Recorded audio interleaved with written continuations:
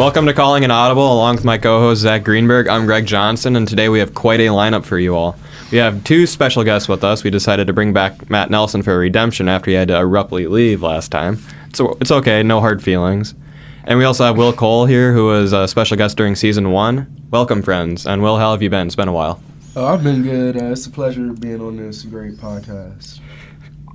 And Matt, how are you doing after having to leave early last week? Well, I'm still a little bitter about it because I went to my meeting and there ended up not even being a meeting. We just sat around and talked for 45 minutes. I feel like that's what most meetings are nowadays. Oh yeah, no, we didn't even talk about anything important. Everything we were talking about here meant more to me than the stuff we were talking about. And that's why we invited you back for this episode. You know, and I was really happy you guys invited me back.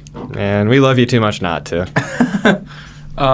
Going into some breaking news out of the NFL, there's reports that the Cardinals may draft Kyler Murray, which is interesting because they have a very young quarterback in Josh Rosen.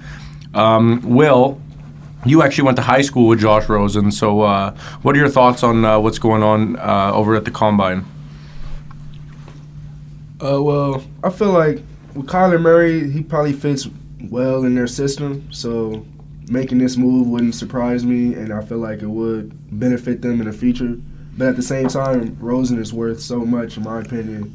And in a draft like this, I would say he would probably be taken maybe second as far as quarterbacks are concerned. So, you would have to get something back if you were to make this move. But the move itself is not that bad of an idea, in my opinion. Do you have any ideas of where you think he might go, or any trades? Actually, I don't. I haven't really heard anything, and I don't think they really want to do it. But we're going to see. Only time will tell with this kind of stuff. How about Dallas? Dallas doesn't even have a first-round pick, so. Hey, man, Amari Cooper is worth that trade. Well, aren't the Giants in the in looks for a quarterback right now? I think I heard they're going to draft Dwayne Haskins, but they're also committed towards Eli Manning for the future, which is a debatable topic. However long that future is. Such a questionable move. My God, he's done. Just sitting down. I mean, he was good for them for a very long time. Won them 2 Super Bowls. But against the Patriots. When your time is done, your time is done. The clock has stopped. You can ask Will. I was on the Eli Manning's better than Dak train at the beginning of the season, but it didn't turn out so well. That quickly died, didn't it? It's interesting going back in Kyler Murray because there's a article on USA Today and some tweets actually going around from NFL Network stating, and I quote, "This is gold. At Charlie Casserly is cooking on NFL Network. Said the comments he heard about Kyler Murray were the worst he's ever heard at on the Combine at a highly rated quarterback. He's been doing this for a while, and the reports were leadership, not good. Study habits, not good. Board work, below not good." Is Kyler Murray actually worth the first-round draft pick that a team might take him at? I think he is, because you can't. Leadership, study habits, and board work, those are all things you can teach and develop in a quarterback over time. One thing you can't teach is skill, and that natural raw talent that Kyler Murray has, I think is enough to put him number one over anybody else. Maybe Nick Bosa is the only other one. But isn't that the reason why the Raiders took Jamarcus Russell first overall so many years ago? Because he had extreme talent? Right. But you could probably find a bunch of examples of where it didn't work out and a bunch of where it did. Yeah, that's true. But I don't know. Just because he won the Heisman, I mean, yeah. Matt, Will, anything to add? I just feel like he's young, and it'll just take time as far as these leadership and study habits go. And you can't really compare him to other QBs that have come in ready to be a leader from day one, because everybody just isn't the same. But like Zach said, his talent overrides all of that, in my opinion. So plus they've had a lot of high drafted quarterbacks. Correct me if I'm wrong. Oh yeah, and that haven't panned out. So I feel like with their long-standing history of just getting rid of quarterbacks as soon as they don't pan out for what they wanted it to necessarily be, they should probably just stick with Rosen. Maybe you just let Murray fall. Or if you take Murray, make sure you get that big money for Rosen, because you spent all that big money on him. Yeah. One that comes to my head is Matt Leinart from USC. Mm-hmm. They gave him, one season? Maybe 1.5, and then they just said, see ya, and sat him down on the bench. And I believe he won a Heisman at USC too, right? He did. No. He won a Rose Bowl. And yeah, those are definitely interesting points. But I guess we'll see what happens with Kyler Murray. But We'll move on to some other news out of the NFL, and the NFL has been there's been talk saying that the NFL was considering loaning players to the Alliance of American Football, the new spring league, and this is kind of interesting because the NFL is definitely putting some of their players at risk by letting them play in the AAF, and they could definitely get hurt, and I'm assuming that the players that they would be loaning would not be starters. So right, there's a quote from Bleacher Report talking more in depth about this, and it said, Allen described the idea behind the AAF and NFL's partnership to include NFL teams sending their number 3 quarterbacks and other players from the bottom half of their roster and developmental squads to AAF franchises in order to maximize game reps. So really, it's basically sending them, from my understanding, to the minor leagues to get some additional time in and see where they can go from there. But effectively, that would make the AAF a D league. Or a G League, in my opinion. I could see that becoming, And then you're going to have players with 2-way contracts like you have in the NBA. But at the same time, if you look at the overall, that's what I'm looking for, screen time and like watch time that you compare between the NBA, the MLB, and the NFL is way down. But think about that though, because if you look at the MLB, you can watch players from the time that they're in high rookie ball all the way until they're in the pros, and you can watch them for multiple different seasons. Like you got spring season, you got regular season, you got fall season. Lots of content. Yeah, so a lot of content and a lot of time being played. Plus, you get a lot of maturity based on the amount of time that they're spending on a field against guys that really they're too young and they don't have a lot of like we were talking about leadership skills or necessarily skill. So if you're maturing those aspects and then bringing them back to the NFL, it might honestly boost ratings and make it more enjoyable to watch because you're all competing at the same level. Yeah, I actually like this idea. I feel like with these number 3 quarterbacks and, even some of the guys that barely get any special teams reps, why not send them down to the AF to see what they really can do in a live game situation other than a couple of weeks during preseason? Yeah, because keep in mind, the NHL does do that with the AHL. I believe the Wild recently just sent down a bunch of players during Christmas break to go play for the AHL, and then when break ended, they brought them back up. So it's not uncommon to have pro teams send players down to maximize reps. I mean, it's been a practice in sport industry for hundreds of years now. Right, it just hasn't been in football. Right, and I think that'd be something new, and I agree with Matt and Will. It definitely every other sport has a development league. Exactly, so why not the NFL? I mean, the practice squad only goes so far. It doesn't go anywhere. Exactly. Yeah, you're just wasting space and wasting money. I mean, look at the Vikings number 3 quarterback, Kyle Sloter. He's actually really good, and he just hasn't had the chance to maximize his position on the team. He's, as the number 3, he's scratched every game. I mean, he won't see the field behind Kirk Cousins, and I think they're probably going to re-sign Trevor Siemian for their backup quarterback, but speaking of Alliance and quarterbacks, Bill Polian of the AAF said that they've done 50% of their due diligence when it comes to Johnny Football and whether teams will have the opportunity to pick him up or not following his banishment from the CFL. Now, there's a man that just can't let go of something he'll never achieve. I want that guy to come spend one summer with me, and I will make him sober. That's all you need? That's all I need is one summer. I need one summer. I can make him sober. I think that's a very daunting task for someone like Johnny Manziel. I'm telling you, one summer in northern Minnesota, it'll freeze him out. I'm not going to ask the details on how you're going to do it, but I mean, we'll take your word for it. If he hears this, he can contact their Twitter page. Just remember, and then we can set up the details from there. Contact their Twitter page, any social media they have. Also, my handle is TebowFan150 on all social media accounts. Shameless plug. Yeah, you can just contact me directly. I don't have an agent or a socialist. I just don't. I just do everything. Hey, WeFest is coming up. WeFest is going to be sweet. Johnny Manziel come to WeFest, Detroit Lakes, Minnesota. First week of August. We don't have a ticket for you. Some more NFL news. The Giants decided not to tag safety Landon Collins. The Jets are reportedly to be the most likely to land star running back Le'Veon Bell.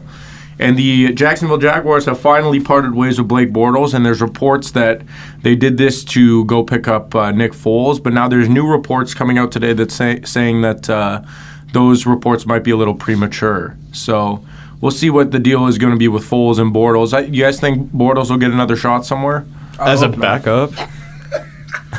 I think he might go to the AAF.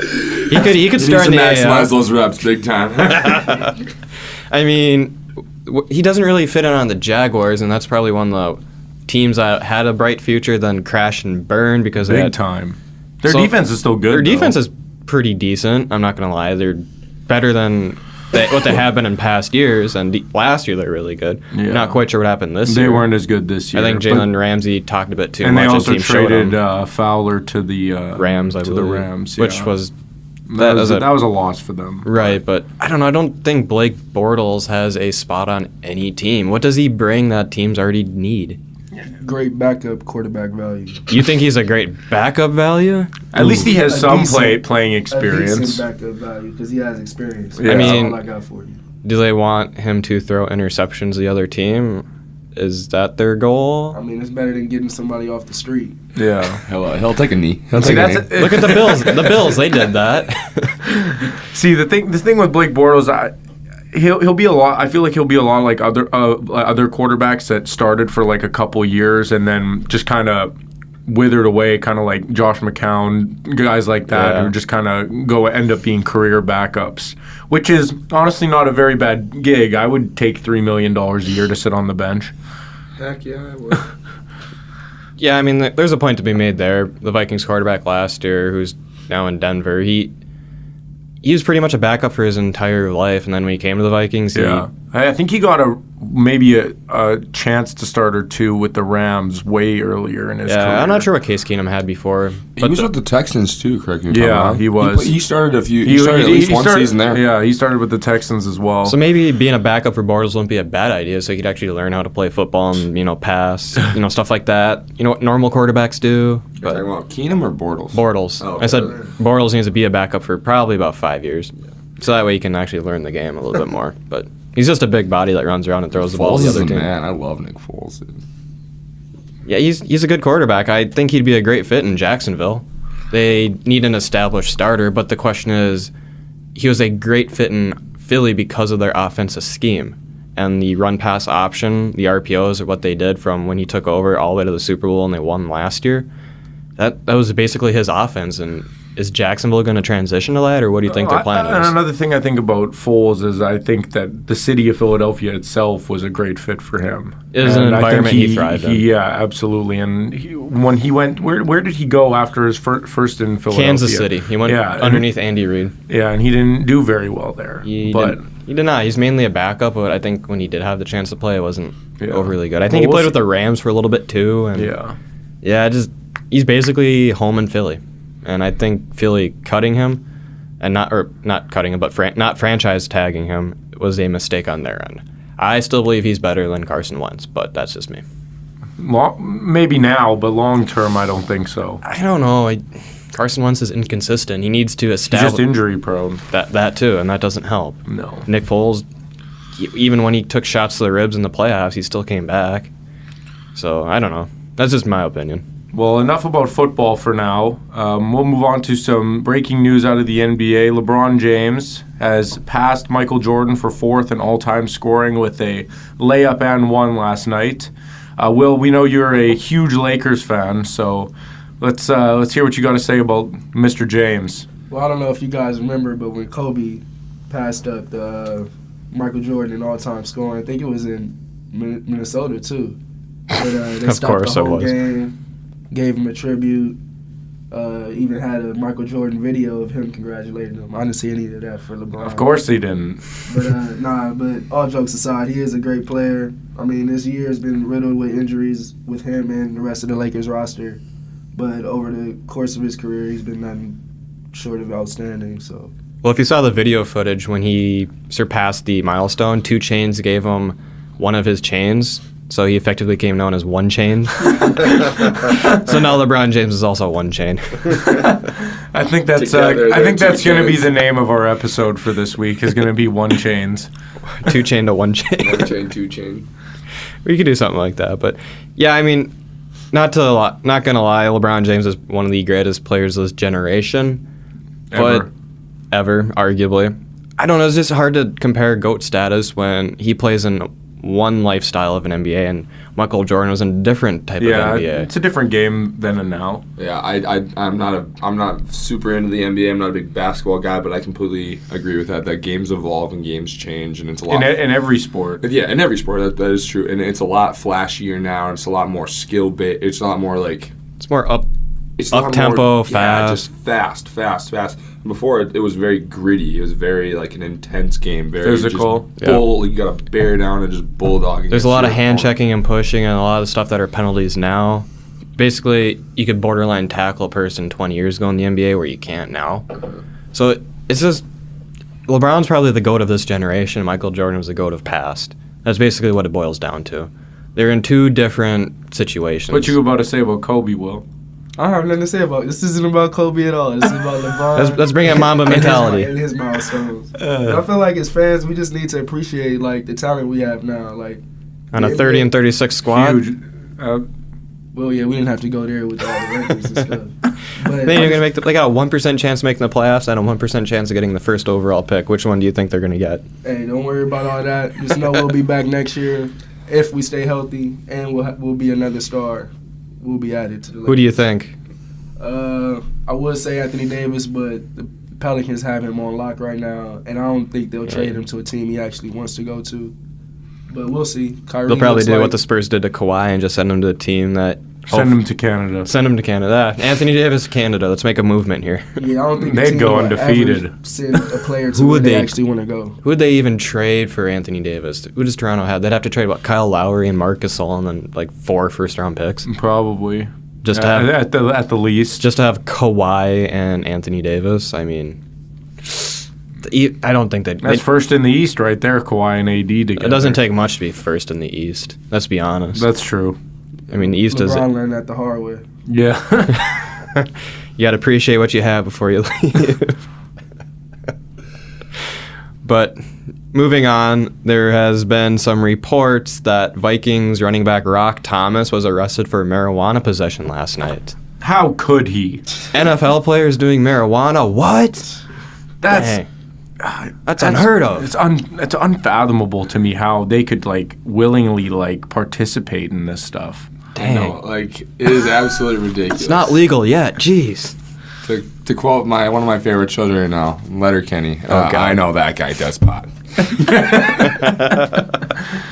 That's a good shout out to a Canadian TV show. Yeah. I know for a fact. But yeah, he was arrested last night in Mendota Heights, Minnesota, with quite a lot of marijuana and marijuana wax, which is definitely a felony in Minnesota. So he's seeing jail time. Yes, is what you're saying. Unless he can make one heck of a plea bargain. I mean, the current governor in Minnesota is trying to legalize right now, so he'll probably be okay, but he'll definitely be disciplined from the NFL. But moving on, the NDSU football team has recently visited the White House. Did President Trump give them McDonald's like he did for Clemson? Was there any story on that? I didn't see a story. I was just looking through Instagram, actually, and I saw some pictures of some people I follow at NDSU, and it was pictures of them at the White House. So I thought it was kind of cool that they got to go out there as the Division I hand quotations national champions, Right, yeah. So just some more regional news to add to our docket here. So moving on, because as MLB has recently started their spring training, Will, I don't know how much of a fan of baseball you are. I like baseball a lot, actually. Oh, okay. Fun facts. You know more about people you have on the shows when you talk to them. How about that? Sports! Yay, sports. This is what our podcast is about. We like sports and we don't care who knows. So, basically, what do you guys think who's going to end up where? Who do you see as the World Series opponents? Going around the table, Zach, start with you. How do you view the baseball season coming up? Do you want my biased opinion or unbiased opinion? Let's give both because... biased opinion, Toronto Blue Jays, World Series champions. Oh, yeah. You say that every year and look where they end up.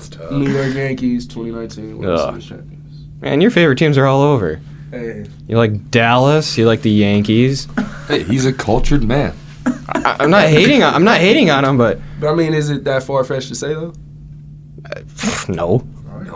When you have 8 All-Stars in your lineup that all hit 30 home runs a year, and I think Aaron Judge recently said we're going to try and break the home run record we set last year, and there's like 200 some home runs. Yeah, I can definitely see that happen. I could see them hitting 350 just because they can do that. Unbiased, though, I'll go with the Houston Astros. Beating... I don't know. That's a tough one. Let's see. Maybe the Padres. How about that? Oh, my big bad Padres. I'm telling you. Hey, they missed out on Bryce, though. You know, they didn't miss out. I don't necessarily think. I mean, don't get me wrong, he is a fantastic player. Like, brings all the tools that he needs to bring and, like, puts it out there. But I think he found a good home in Philly based on what I'm hearing. I don't know why he went there, but, yeah, like I said, my biased opinion, like Greenberg said, my big bad Padres. But if I had to be completely honest, you know, I really like from the NL. I think the Rockies honestly could make a push this year. Really? And yeah, I don't know, dude. They after losing Adam Ottavino. Yeah, I think that they're scrappy. They're scrappy. They make a run at that winning that division every year. I mean, honestly, that division is a toss up between the Dodgers, the Arizona Diamondbacks, and the Rockies. Did you guys see that video the Diamondbacks recently released? They did a rendition of like Daddy Shark. Oh yeah, that's funny. That's funny. I haven't seen it. 0-162. Yeah. They're not going to win a game after that. You guys have to watch that video, and fans at home, please watch this. It was the most depressing thing I have ever seen. They did the hand movements and everything. Was it really corny? It was. Unbelievably corny. Oh, no. I couldn't stop laughing because it's so funny. It was funny. But at the same time, it was... Remember when people started hating on the Hurricanes for doing their end of the game? Yeah. Yeah, this is worse than that. But... Yeah, I don't know. For me, I guess how I see the MLB finishing up, I think the Twins will make a wild card. Oof, I don't know. That's a bold prediction. I don't know. I think... That's tough. And then probably lose it because you guys are cursed. True. I mean, we're not going to see a World Series for another 10 years, but hey. Or a Super Bowl. But my two final teams, I would have to say, my NL teams, Milwaukee is going to go back, and I hate to say this. Philadelphia. No. Absolutely not. I hate to say it, but I think that Miami. It's gonna be Milwaukee, and it's either gonna be Atlanta again or the Dodgers.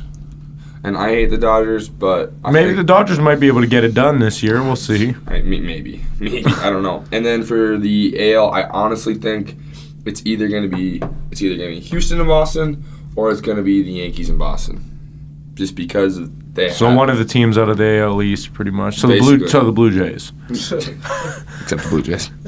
Man, those are some bold predictions. Bold prediction: Padres make a wild card. Well, I mean, if you sign Machado, you kind of hope, but... Another thing to think about with the Bryce Harper thing, and the reason why I think he decided to not go to... like San Diego or a California-based team is because he's avoiding like tens of millions of dollars in taxes. There was a that report he's on have that to pay. because they don't have local taxes. They have 13% state tax. Yeah, California is a lot like Canada with the way they tax people. And we know all these facts because we learned it in class yesterday. Exactly. Sport, finance, and economics. Shout out to Eddie Walker. Shout out Eddie, the goat, the real goat. Great teacher, has a beautiful golf swing. If you ever go to Top Golf with him, he will light you up, no lie.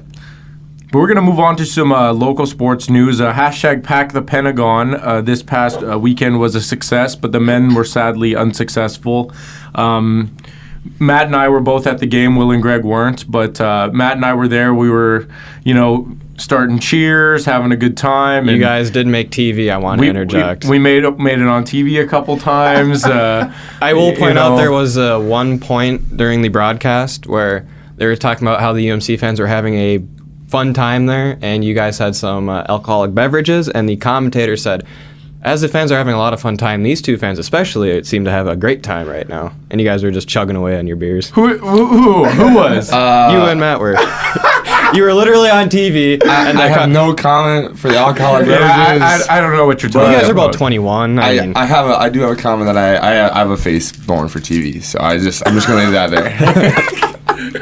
Same. Okay, fine. You may or may not have had alcoholic beverages that they weren't labeled, so I guess it's really hard to tell. I was drinking orange juice, bro. Yeah, of Yeah, course. it- orange it- juice, Orange juice. yeah. It was orange juice in a Bud Light orange container.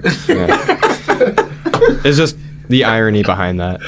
Such as a coincidence, I swear. But no, the commentators, they had a fun day with talking about you guys like briefly. Yeah, my favorite chant by far that we started was the "Where your fans at" chant to Winona, because they had no student section, no fan base there, but they still beat us. So, who got the last laugh in the end? But and it was really cool to see, finally be able to see a playoff game. And I've seen a few playoff games. My first season as a Golden Eagle 5 years ago. Wow, that was a long time. Dang you old. I know, but it was really cool to see a sports team go that far into the playoffs and make it be able to have a showing as great as we did. And I know that the athletes really appreciated it, and we had a great time doing it as well. And Yeah, the a bunch of Chancellor was so on top of it. and the chancellor sent out a thank you letter, and a bunch of the athletes messaged me on various social medias, thanking us for being there and stuff like that. So I think that event that we had, and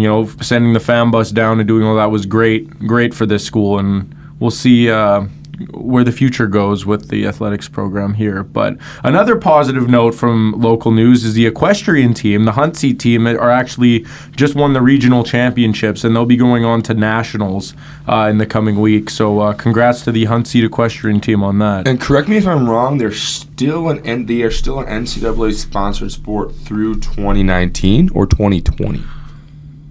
It's one of the two, because the NCAA has discontinued equestrian as a NCAA sport. Yep. Right, yeah, because they're competing for the IHSA championship, and that's not it's not an NCAA title technically.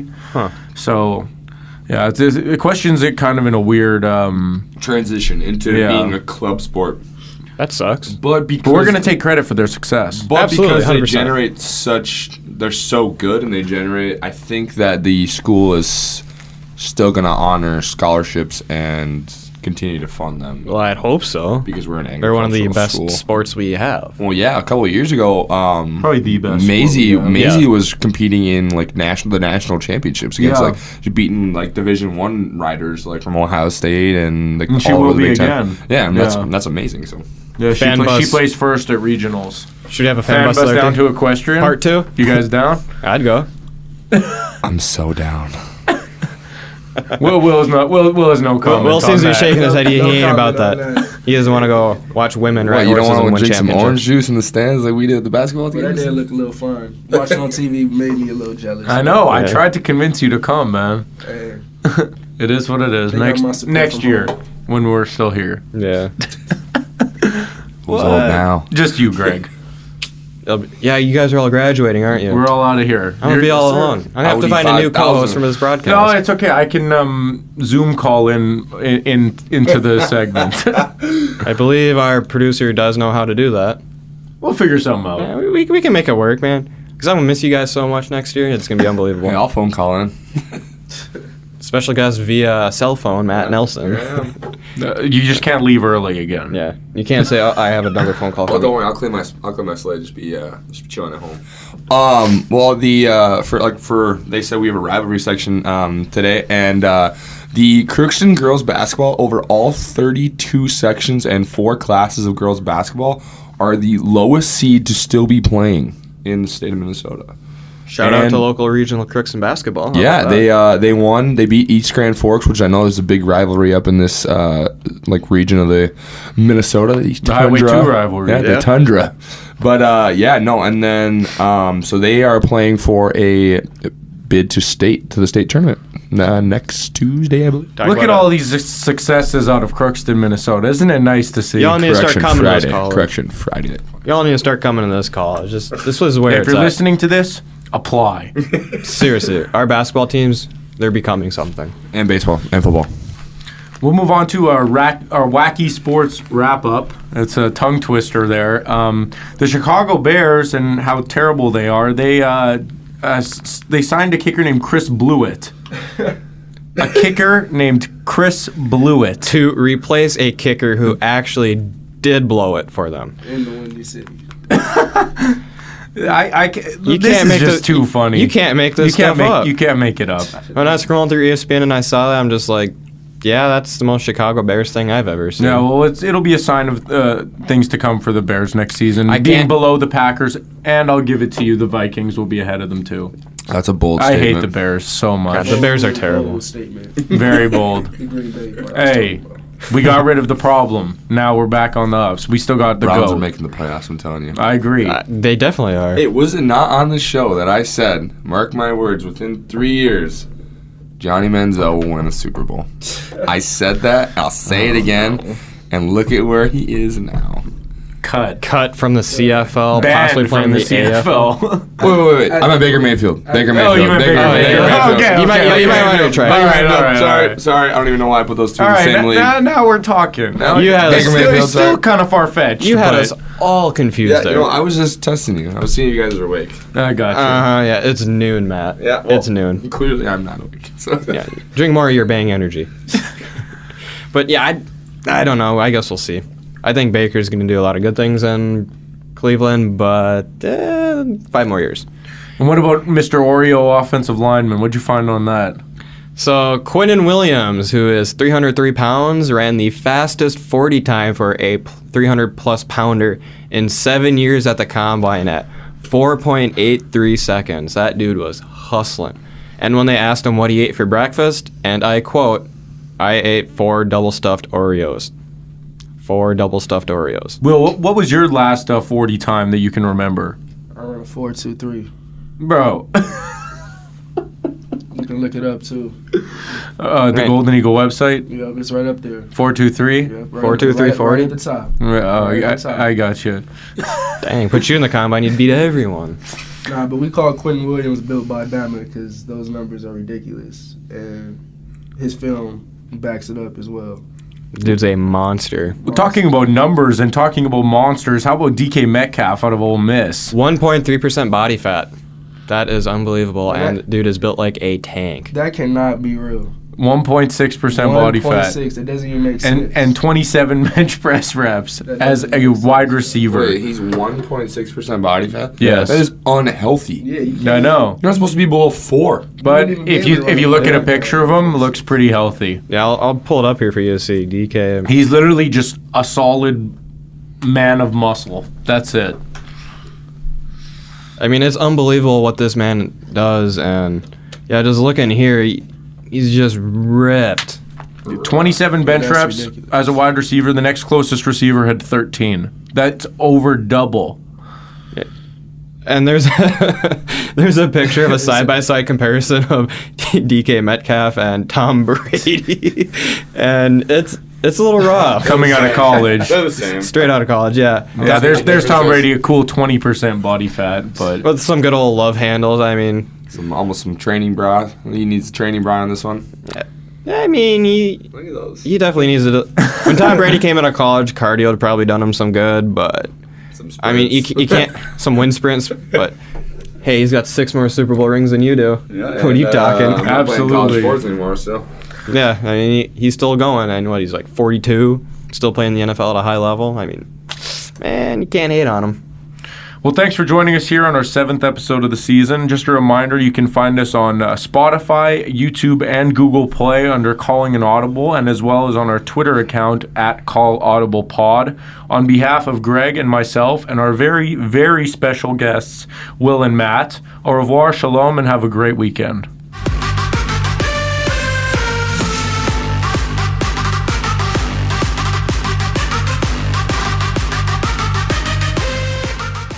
Calling an Audible is made possible through the assistance of the University of Minnesota Crookston Media Services Department and executive producer James Pagachnik. The views expressed on Calling an Audible are not necessarily the views of the University of Minnesota Crookston or its affiliates.